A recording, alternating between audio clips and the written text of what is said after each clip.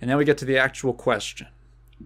I've been reflecting on how sometimes I completely feel disinterested in something if someone does a shitty job pitching it to me. What's the worst pitch someone gave to you on a piece of media you might have, or later on, ended up liking? And this was an interesting one. It's a good question, and I don't know if I have a great answer for it, because people don't usually like recommend stuff to me, weirdly enough. People will like recommend things for me to like make a video on, for instance. But in terms of like media, like a game or a show or an album or something, the only thing anyone really does is like Prox tells me to listen to Typo Negative. Oh, dude, you love Typo Negative, dude. You like noise rock. You love them. And hey, I might. But like for the most part, people aren't like, oh, you'd like this. I feel like I do that to other people. Like I give recommendations to people, but they don't really do the same to me. I don't know if that says something about me. But I do have some experience with like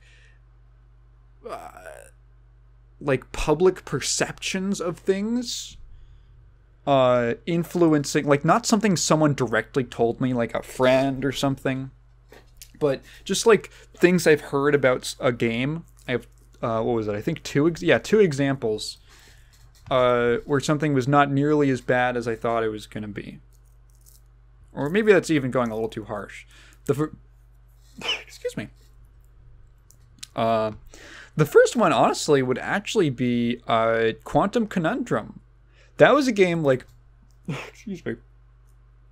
Quantum Conundrum was a game where, like, most of what I heard about it, whenever people did talk about it, which is kind of rare, was that it was just like a worse version of Portal, or it was like Portal but not as charming.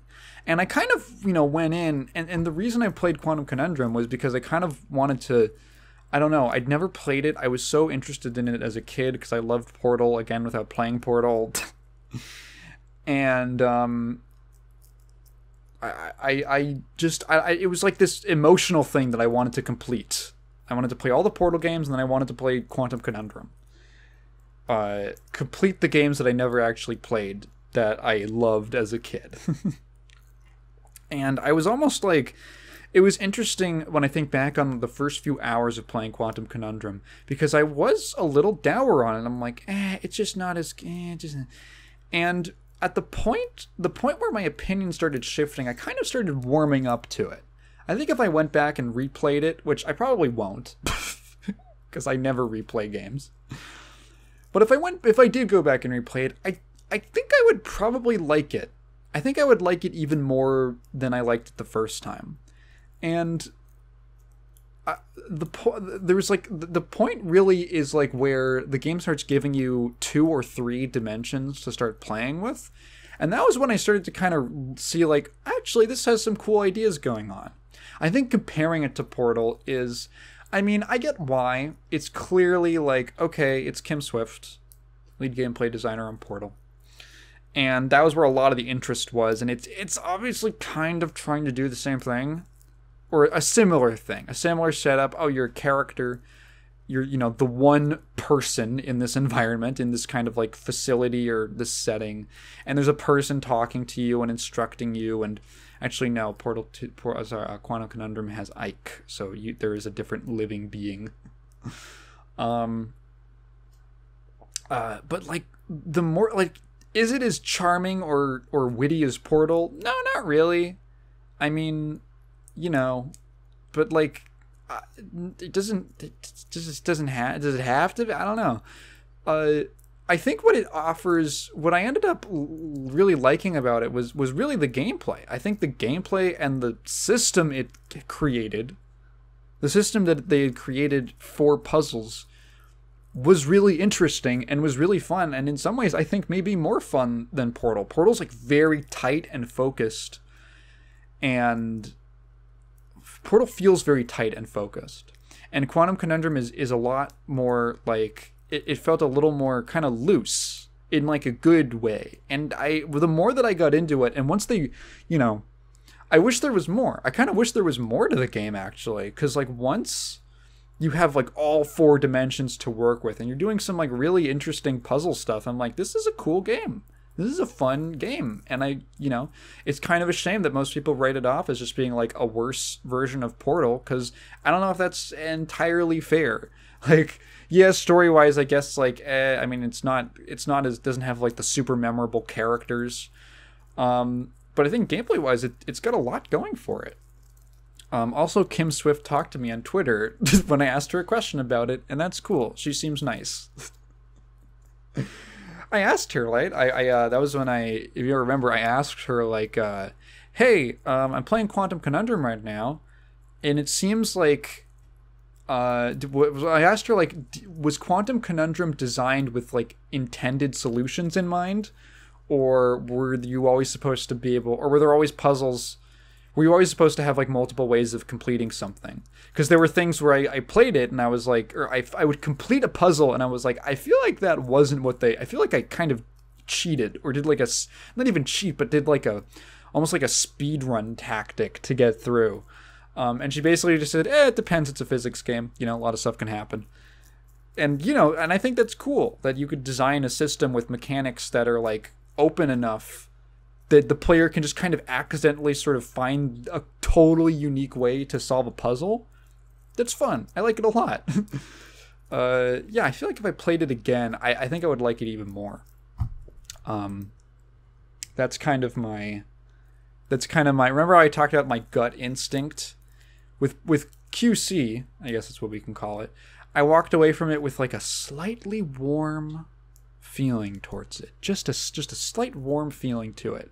As opposed to, something that I walk away with like, did I like that? Sort of thing. The other game, funny enough, was Paladins. I don't know if I've ever talked about Paladin. I have 135 hours in Paladins.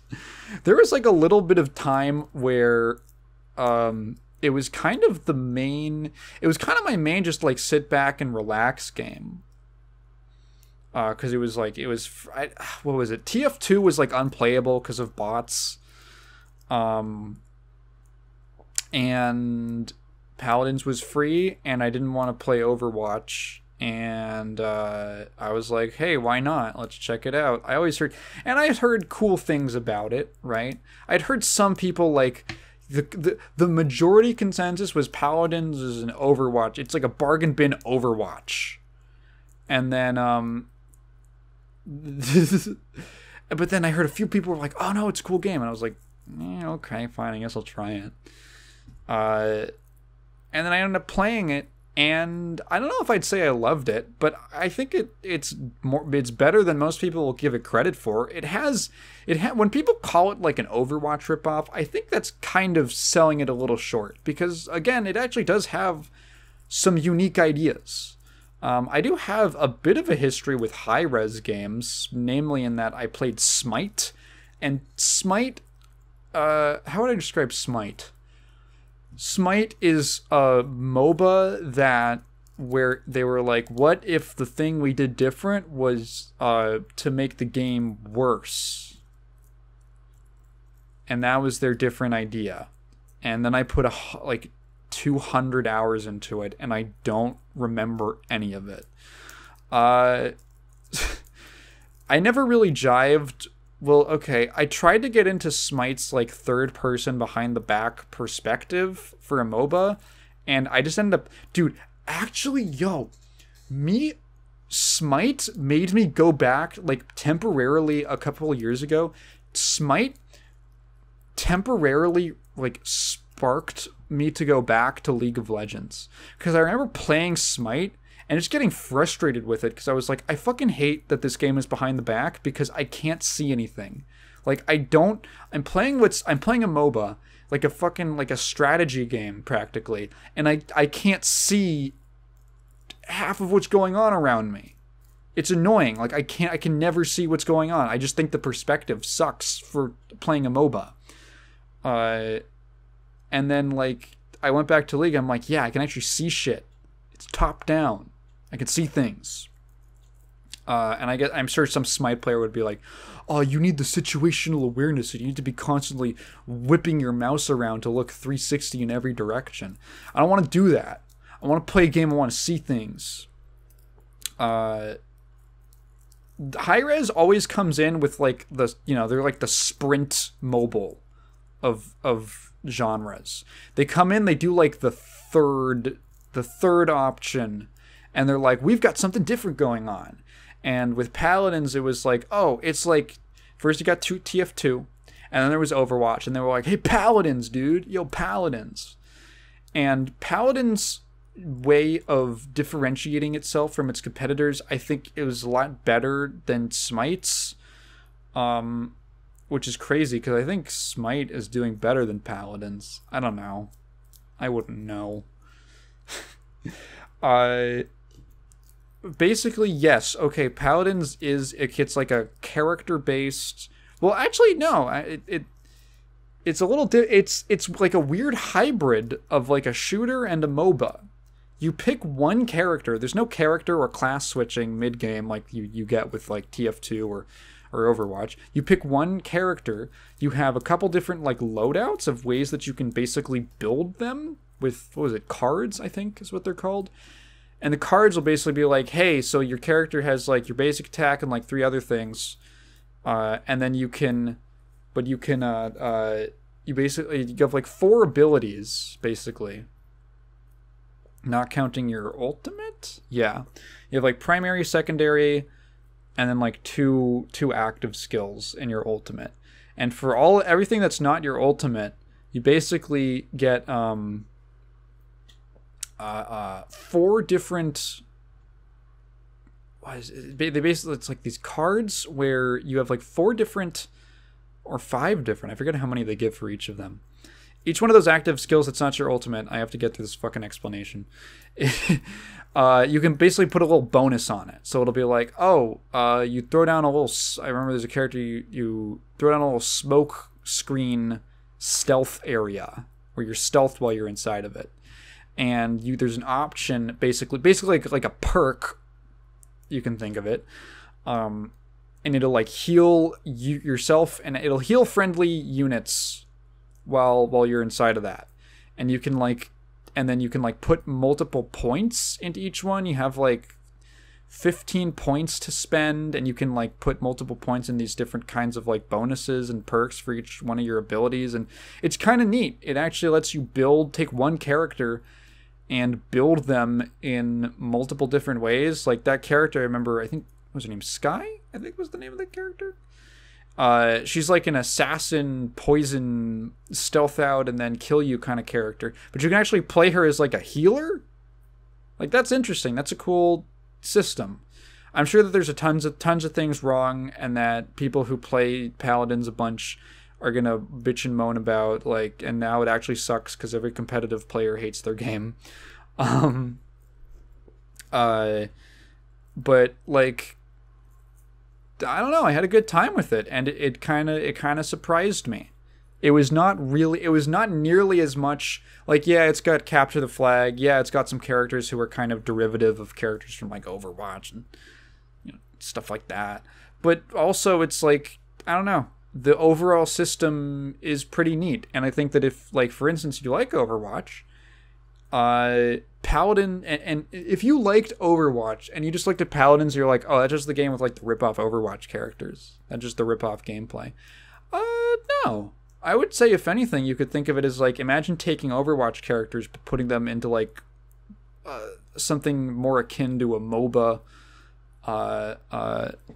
system. And it's cool. For what it is, it's a lot cooler than I expected. Also, it has an Amelia Watson voice pack, which is pretty funny, which I do own. But you got it for free. I didn't buy it, but I have it. Yeah, that's my story about pitches that I did not agree. Worst pitch for something I ended up liking. Was there something else that I was thinking of? Oh yeah, Black Clover. I don't know if this counts as a pitch, because it wasn't like someone pitched it to, maybe the opposite. I had, but I think it was a weird journey I had with Black Clover. If you don't know, Black Clover is like a anime, manga, shonen jump nonsense. And I watched the anime for it when it came out, like the first 3 episodes, and I was like, this sucks. This is awful. It's so boring. It's so boring. It's just like, I don't give a fuck about any of this. It was the most generic rip-off shonen, just garbage, and it was so I'm like, why the fuck is this popular? Like, oh my god, this just is so bad. And then I was talking to a friend. I was at like a Boy Scout meeting. I was chatting with a friend, and he goes, yeah, I've been reading the Black Clover manga. I really like it. And I was like, dude, what are you talking about? Like that, I watched the anime. It's terrible. It sucks. And he was just insisting. He's like, no, the manga's way better. And he's like, no, I know it's like a meme. The manga's way better. And I'm like serious about that. Like go read the manga. And I was like, all right, fine. I'll take you up on that. And, cause you know, what's it gonna, it's not hard to read like 10 chapters of a manga or 15 chapters of a manga. Just get, you know, a feel for something, get a size up of it. And then I read it and I ended up reading like 50 chapters of it. I was like, wow, he was actually completely right. My first impression with the anime was, okay, Black Clover wasn't a bad story. It was just a terrible adaptation. I think someone broke it down. So like most shonen anime, or most anime based on a manga, takes a roughly like 2-to-1 ratio when adapting the source material. So like 2 chapters of a manga make 1 episode of an anime. Black Clover had like 0.5 of a chapter made up an entire episode. And trust me, the chapters are not very dense. It's actually the opposite, which shocked me. Black Clover is a blazingly fast-paced series. It's just fight, new character, new different powers, different objective. We're just doing fights all the time. And all this stuff that's like derivative, like quote unquote ripoff that I was feeling. Here's the problem, okay? Right? Like, okay, Black Clover, apparently, so my friend told me this like later, that apparently the mangaka for Black Clover, it was like his first Shonen Jump manga. And he got advice from a friend who was like, hey, don't do anything crazy. You know, don't try to make like a super high concept, like really out there series. Just make something that's like, just take some tried and true, some proven story ideas, and just get your foot in the door so that people know you and that you have like a bit of a backlog. And then once you're a little more established, you can go, you know, a few years down the line, you can actually start making, you know, something really out there, something that you really want to make if you want to.